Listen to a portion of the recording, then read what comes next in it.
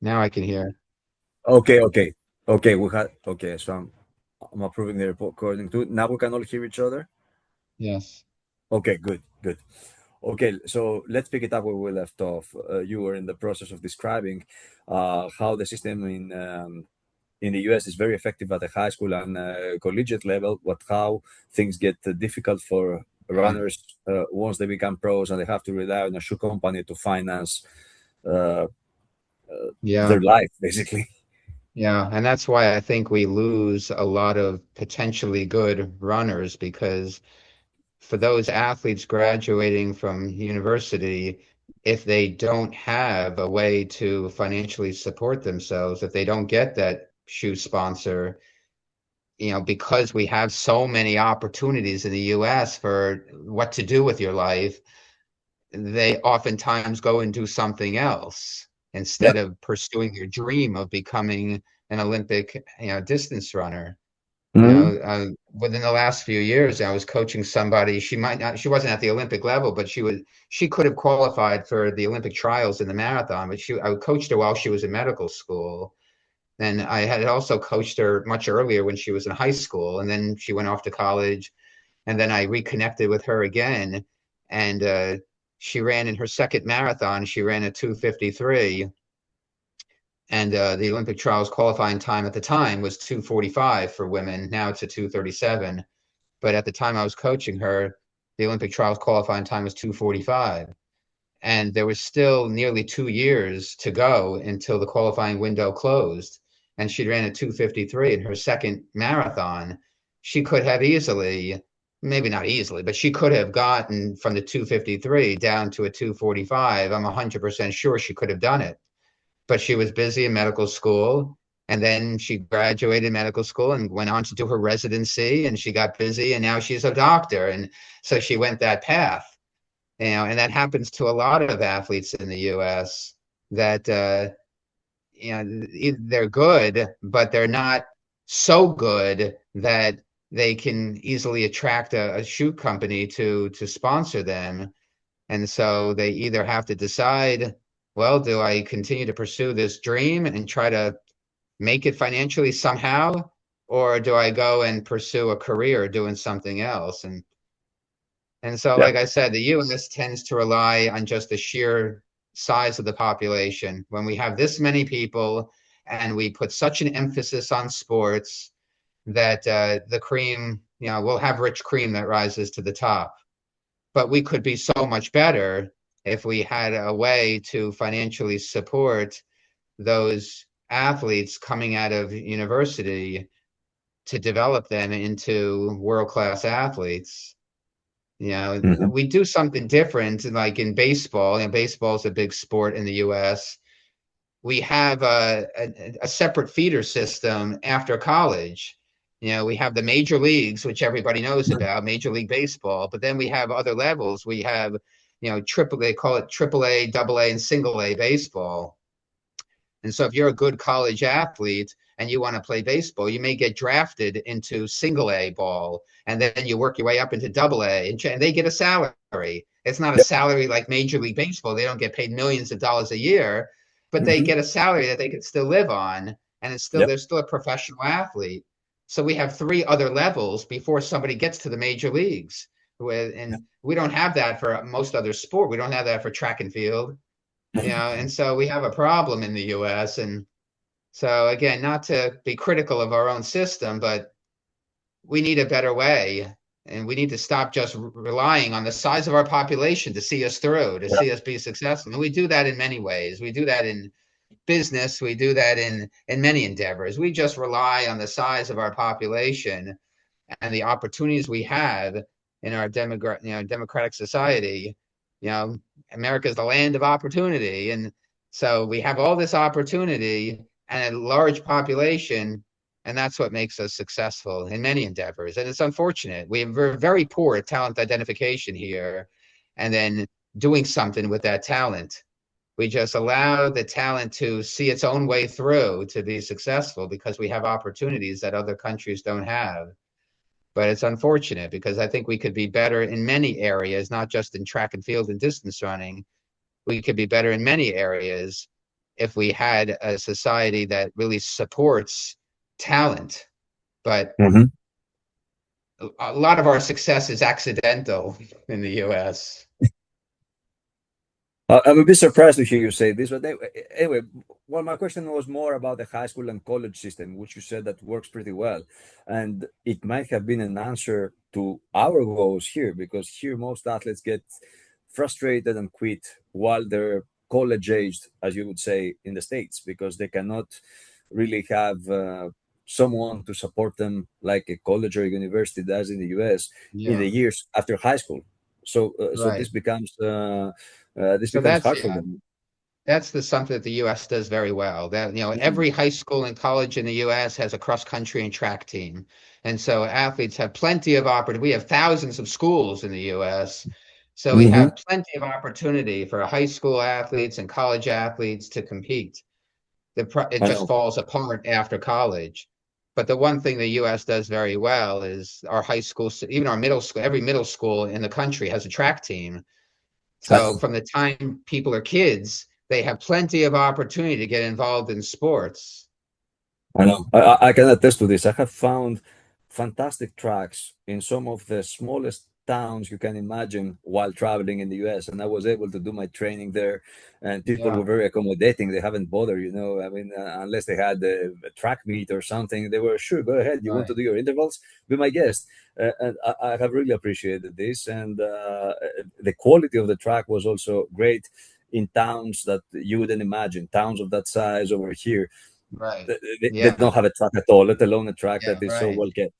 Okay, but anyway, Yeah, uh, we have great facilities. We have the best facilities. We have the best sports facilities in the world. Even at, like you said, even at the lower levels of sport, we have the best facilities of anywhere in the world. yep.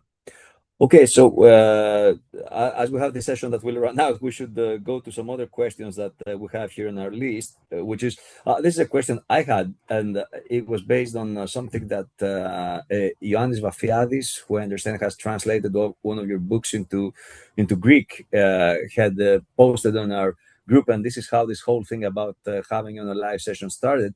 You had made some remarks about strength training for runners and how you think it's also probably overrated, and that endurance runners should not spend that much time in the weight room. Definitely not as much time as sprinters do. I guess that's common sense. But you also said you think that lifting weights can prevent an injury. No, it cannot, or something along those lines. I don't know if Yeah, I'm quoting you well. So please go ahead and tell us what's. yeah. I realize I'm a bit of a contrarian when it comes to things like this, but it's also because I'm one of the very few educated coaches in America. Most coaches, there's no barrier to entry to become a coach in the US. And so everyone who runs thinks that he or she is a coach. And so that's where a lot of these things come from, is that people don't deeply understand because they're not highly educated. And so that's what makes it seem like a lot of things I say may run contrary to what most people say. But yeah, as far as the issue of strength training, it's highly overrated. I published a paper toward the end of 2024 on this topic. I reviewed all the research that's been done on the effects of strength training on distance running performance and running injury prevention. And there's no solid evidence that at least when it comes to injuries, that strength training prevents the kinds of injuries that runners get. The runners get specific injuries that are from overuse, from just the constant repetitive stress of that ground shoe interface, that constant hitting the ground over and over, and thousands and thousands of times. That's where the injuries come from. And there's really very little to no evidence that strength training prevents those kinds of injuries. The Achilles tendonitis, the patellar tendonitis, the other issues with the knee. There's the knee, even though running is not bad for your knees, when runners get injured, the knee is the major site, the most common site that runners experience an injury. But iliotibial band syndrome, those kinds of things. There's no evidence that strength training prevents those kinds of injuries, and there's no evidence that if runners don't strength train, that they're at a greater risk of getting injured. There are plenty of runners who never strength train who don't get injured. So you're not at a greater risk of getting a running injury if you don't strength train. And then as far as performance, that too, there's really very little evidence. And the longer the race, there's no evidence. It's very difficult to do a study on marathon performance or half marathon performance and people who strength training versus don't. Very hard to compare, to do a study like that, because there's so many things that go into marathon performance or half marathon. The longer the race, there's so many more variables that determine what the performance is going to be on any given day. And so for long distance performance, you want to be as lightweight as possible for one thing. There's nothing that Muscle strength training can weights, do for somebody, right? yeah. I mean, and that's one of the reasons why the Kenyan runners are so good. I mean, they have very little muscle mass on their legs, and that's really good for running economy. The heavier your leg, especially distal, like the calves, the larger your calf muscle, the worse it's going to be for distance running.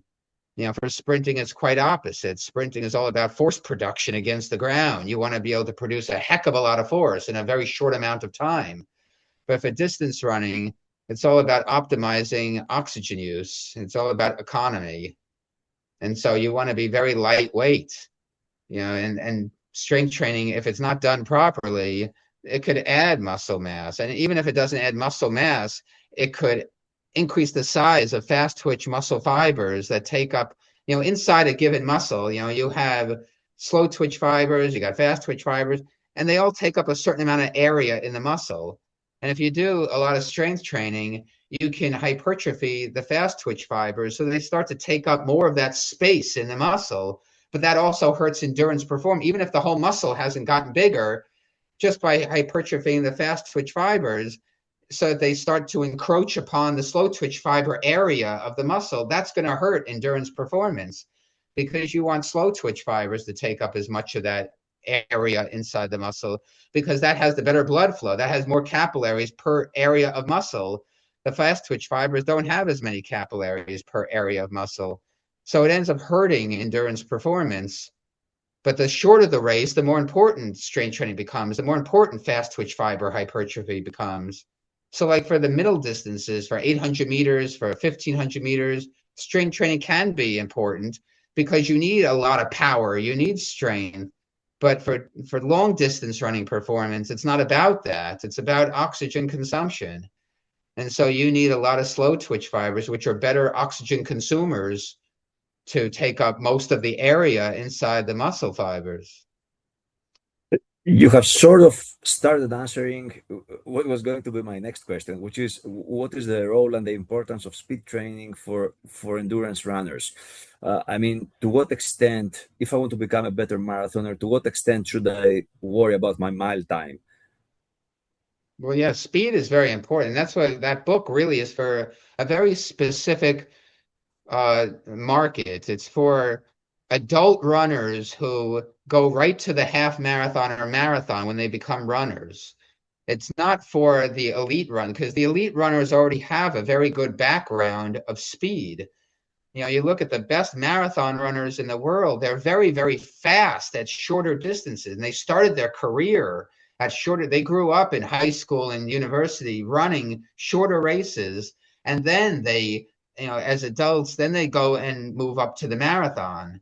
Nobody is moving from the marathon down to the mile. They started them, Eliud Kipchoge was an Olympic medalist at the 5,000 meters. He was a world champion at 5,000 meters. The guy's run a 350 mile. He's very, very fast. Nobody knows that he had a very successful track career before he moved up. He became known around the world as this marathoner, but people don't realize he was very successful at the much shorter races on the track before he moved up to the marathon. And then the guy who just got second place, ran the 159, what's his name?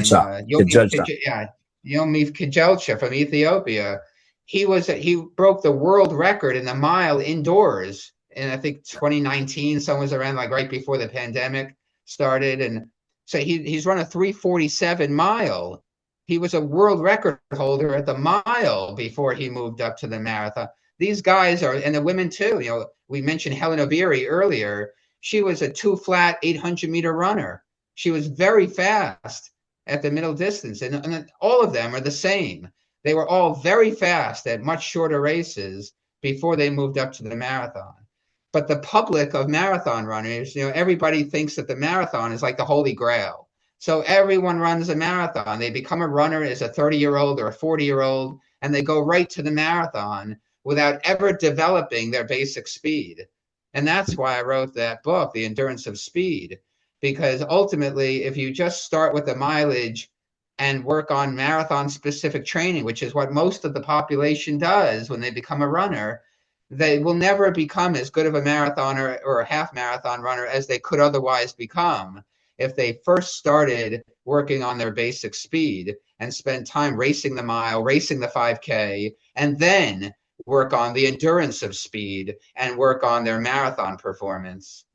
So yeah, I think even for a marathon runner, half marathon runner, speed is very important if the goal is to become as good as you can be at those. If the goal is something different and they just want to complete a marathon, then no, you don't need to work on your basic speed. But if the goal is to run it as fast as you can, whatever that is, whatever your ultimate performance is, if the goal is to run it as fast as you can, then yes, speed is very important because you're ultimately always running at a fraction of your top speed, right? And so if your top speed is faster, then 70% of faster is a faster race, is a faster marathon. And so, but people seem to get intimidated by that. Your average 40-year-old who's training for marathons, they don't like the track. They get very intimidated racing on the track. But it could benefit them so much if they would just embrace it and start running at, faster races, then their marathon is ultimately going to get much, much better. Thank you. There was a question by Dimitris on the chat about the importance of plyometrics for endurance runners. Yeah, and so that, going back to the strength training question, the plyometrics, so that falls under the category of developing your speed. Plyometrics is involved in that. And so that can be more beneficial rather than the heavy strength training to go into a gym and lift weights off the ground, but to do things like sprint running and plyometric activities, those can have a much better, much greater impact on a distance runner's performance.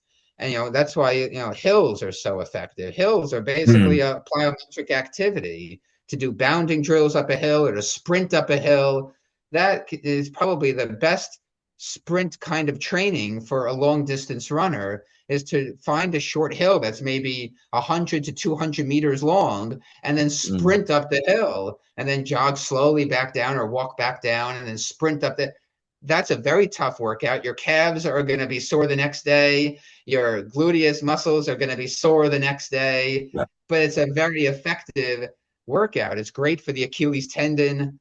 So that is probably the best kind of speed and sprint training for a distance runner, is to sprint up a hill, because that targets everything that a distance runner needs to become faster.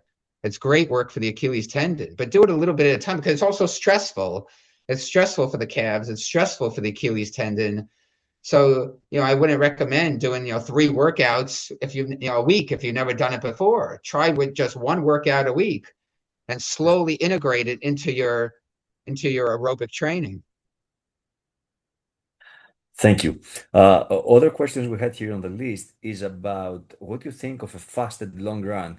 You've sort of said something about the Kenyans running with very little food earlier on. So what's your view on this? Yeah, and you got to ask your to answer that question, runners have to ask themselves, well, what is the purpose of the long run? And one of the purposes of the long run is to deplete your carbohydrate fuel tank. Because since carbohydrate is so important to survival, since it is the preferred fuel of muscles, when you deplete or very significantly lower the fuel tank, your body does something very elegant. It synthesizes and stores more of that fuel, more glycogen for the future. So it improves endurance for the future. So if you consume a lot of carbohydrate before your run, and if you're consuming all these products that are on the market, the gels and the goos, if you're squeezing that into your mouth while you're running long, then you're blunting the whole reason for doing that long run in the first place. The whole reason is to deplete the tank so that your body responds to that and synthesizes and stores more. And that your liver, your liver also does something very unique. Because carbohydrate is so important and running out of carbohydrate is threatening to your survival, your liver takes lactate and takes amino acids from protein breakdown and turns it into more glucose. It turns it into carbohydrate. That's been given a fancy name, gluconeogenesis, the formation of new carbohydrate from something that's not. But in order for these things to happen, you have to give your body, you have to give your liver a reason to make more glucose. You have to give your muscles a reason to synthesize and store more glycogen for the future. And that reason is that because you're running out of it on this long run. And so there's advantages to not consuming carbohydrate before or during a long run, so that you turn on these very strong signals to adapt to that threatening situation. Now, having said that, in the marathon itself, you want to be consuming carbohydrate because you want to be able to maintain the pace for as long as possible. So sometimes, in order to train that practicality of consuming carbohydrate and making sure it doesn't upset your stomach during a marathon, on some long runs, I would suggest consuming carbohydrate before and during the long run to practice as a dress rehearsal, so to speak, for what you're going to do in the marathon itself. But the other long runs, in order to reach the physiological purpose of doing that long run, it's beneficial to not consume carbohydrate so that you present your body with this threat that it responds to and it adapts to, so that ultimately you go to the marathon on race day with as big of a fuel tank that you could have possibly built, which you built in training. The Kenyans do it out of necessity. They don't do it as a training strategy. They do it because they wake up very early in the morning. They get out the door at 6 o'clock in the morning or 7 o'clock in the morning, and they go and do a run. But, they don't have food at home to eat. They don't have all these nutrition products. They don't have a store of food in their refrigerator. They don't have refrigerators. They don't have this storage of food that they can eat before they walk out the door to start running. So they do it out of necessity. Little do they know that they're training their metabolism by doing this. But people in the West, we have all these carbohydrate products. And so people, they miss the whole point of running long. And that is to deplete the fuel tank so that you synthesize and store more carbohydrate for the future. Okay. Yeah, I see the point there. And I must admit, this is something I haven't thought of, because I'm coming from my coach always came from a different school of thought. So he was like, okay, make sure you get your carbs ahead of the long run, eat pasta, and make sure you get some gels or something to replenish the carbohydrates you're using up during the long run before you feel exhausted. But what you're saying makes sense to me. We had another question I wanted to ask. Okay, yes, it's somehow linked to nutrition as well, and it's the role of exercise in fixing bad nutrition. I think I've read the Facebook posts of yours recently, which is, can you outrun bad nutrition? So please tell us about this. Yeah, so that's one of my other books is, can you outrun a donut? And so Can you outrun a donut? Yeah, and so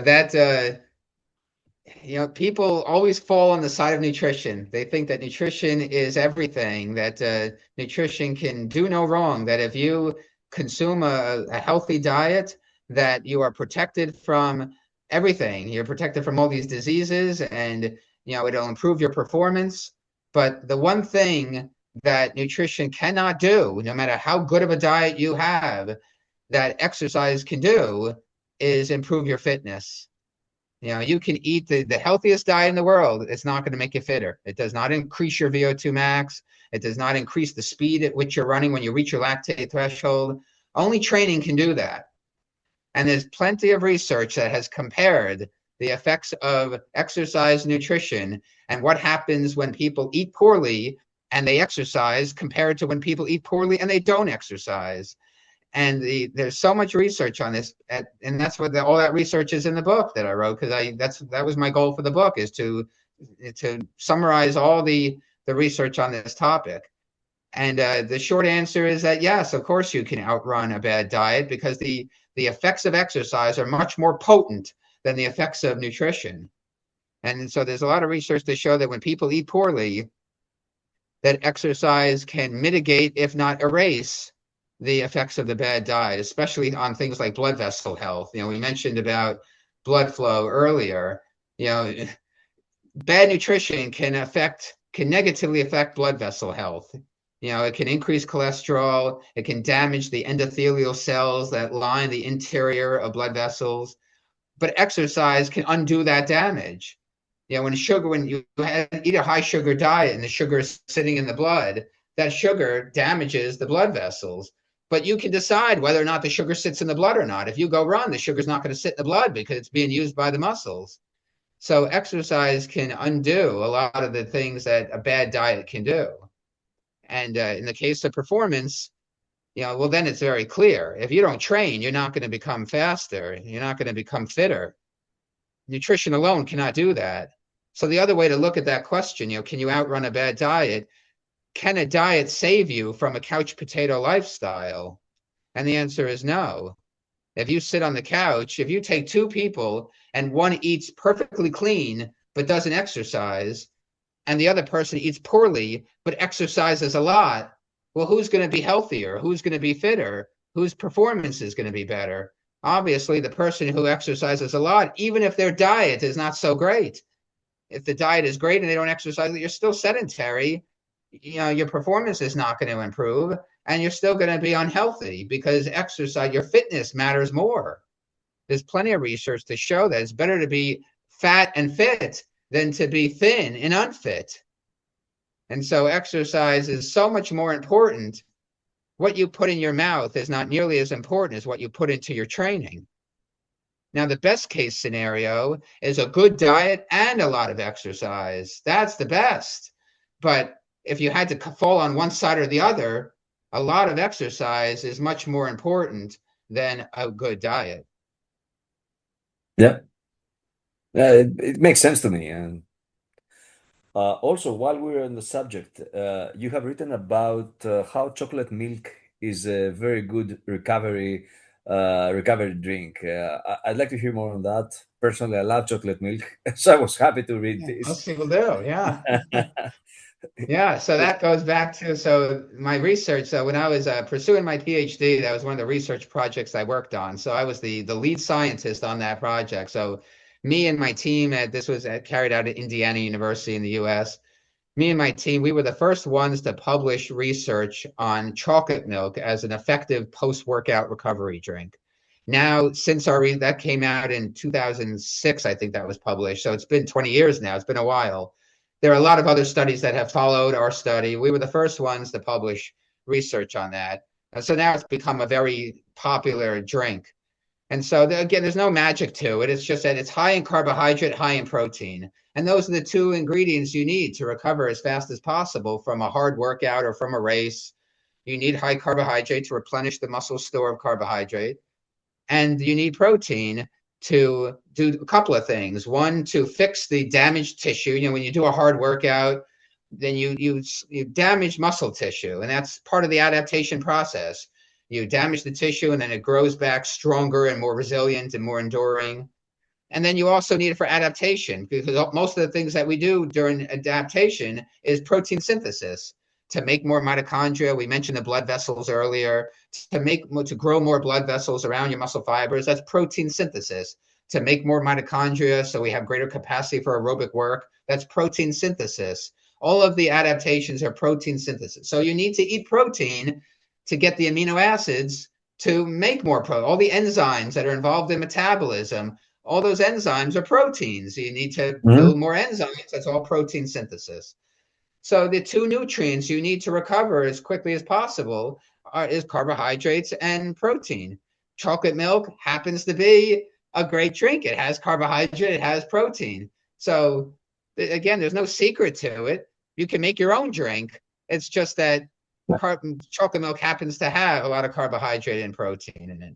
And so it's a very effective post-workout thing to consume. It's better than solid foods because solid foods take longer to digest.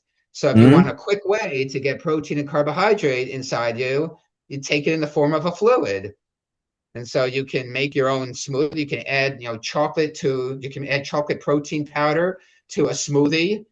So, you can make your own drink, but, chocolate milk is just a very quick conduit system for carbohydrate and protein. It's a pity race directors have yet to embrace it and start offering it at finish lines, and you get the standard banana plus a Yeah, we Gatorade, maybe. do. Yeah. In the US, I don't know about other countries, but in the US, a lot of our major marathons, you cross the finish line and you'll get a little carton of chocolate milk. They do that a lot now in the Oh, US. that's nice. I haven't had this. I've never raced a marathon in the US, not yet at least. So yeah, okay. I'll be pleased to get chocolate milk in the finish line. We have another question by Thodoros, who thanks you, and he says that speaking about carbohydrate reduction, according to the most modern theories, it involves the so-called signaling pathways. How are theories like AMPK, CAMK, Yeah. MCT? This is Chinese to me. I mean, if Theodorus wants to open up his mic and say those things, he's more than welcome to do so. I've never heard of those things. Are quarter utilized in your training programs like this one, and how you implement them? That was the question. I hope this makes sense to Yeah. you, because I sure No, don't yeah. understand what it says. That gets to what I was saying before, that you can think of training as imposing some threat on some aspect of our body's survival. And in response to that threat, there are these signaling pathways. So it goes all the way down to your DNA. There's a signal that is sent, and a lot of that is mediated by hormones as well. And then we have genes that are turned on or turned off based on the stimulus. And so that is one way to approach the training, is to ask yourself, well, what signal am I trying to send? What is the signaling pathway that I want to target with this kind of workout or that kind of workout? And so that's what training is all about. And so the couple of that you just mentioned, the CAMPK pathway, a lot of that is for mitochondria. Like a lot of what endurance athletes are trying to do is to turn on the signaling cascade to make more mitochondria. That's called mitochondrial biogenesis, the formation of more mitochondria. And there's two major pathways that we can do that. We can do that from the high volume pathway, the signal, the AMPK pathway, as you mentioned, that's very responsive to volume of work being done. Or we can do that from the calcium pathway, the calcium calmodulin pathway that you also mentioned, that is very responsive to the intensity of training.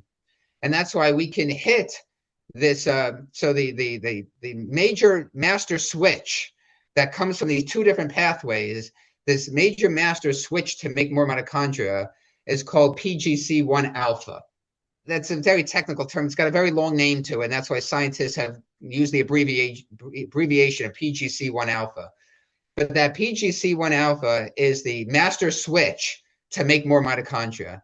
And we can turn on that master switch from these two different signaling pathways, the AMPK pathway, the high volume pathway of the high volume of training pathway, or the intensity of training pathway, where we have very strong muscle contractions that turn on that calcium pathway, because calcium is the trigger to muscle contraction.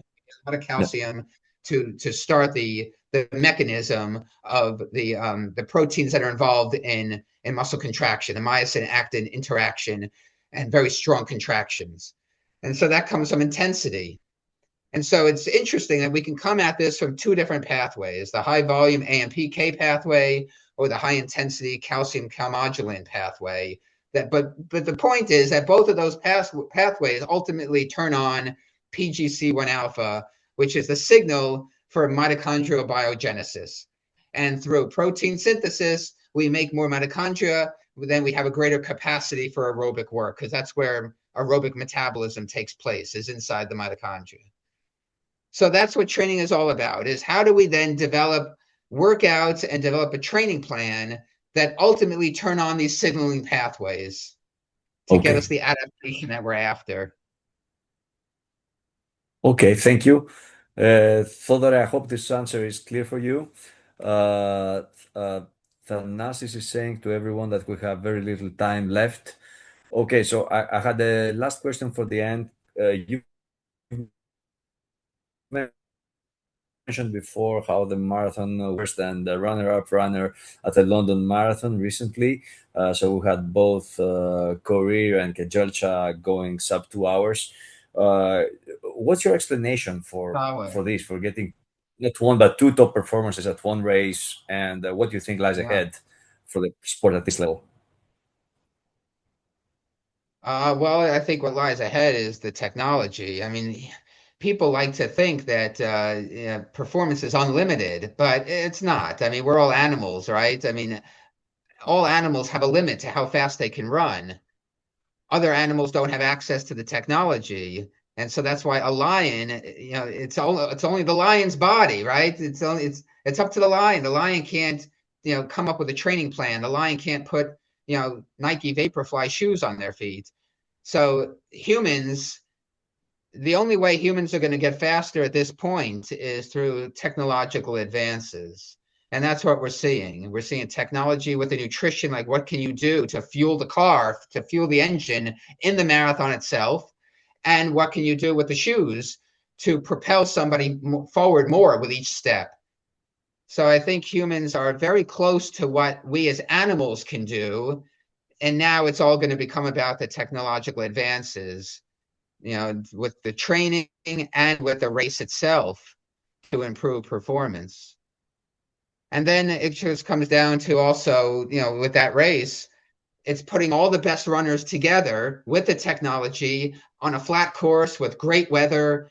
And then Mm-hmm. that's where we're going to see, the best performances happen. And when it all comes together in one race, and it did for something like London. You had the great competition of these guys who are fantastic athletes with the right shoes, with the right nutrition during the race, with the deep desire to win the money that's at the end of the finish line, Yeah. and realize that that's how they can change their lives. They're racing for the money. Going back to what we were talking about earlier, the Kenyans really don't care. The masses of Kenyans in this rural town in Kenya, they don't care about the Olympics.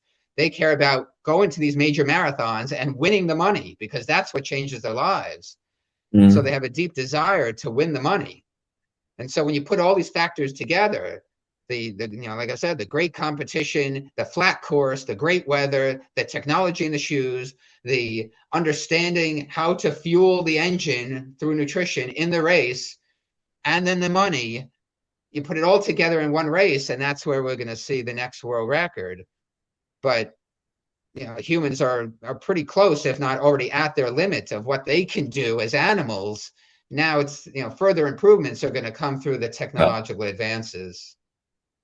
Yeah, and to what extent the regulating authorities of the sport would allow this Right. technology? Because tomorrow they may say that, okay, this drop is allowed, this drop is not, and this will determine the rate at which Exactly. we'll see these improvements. Yeah, Right. I So see. now it So becomes an I think ethical we only have a conversation. minute left. So the only thing we can do at this point is to thank you. Thank you so much for dedicating an hour and a half out of your tight schedule to us today. I think it's been a real pleasure to all of us having you here, and it's going to be a pleasure also to those who will see the video of this session, hopefully with captions, so that more people can understand. Because you've raised some very important points. I wish I spoke Greek. I Needless don't to speak. say, we'll be glad to have you back in the future. We'll be glad to welcome you to Greece if you ever happen to be here.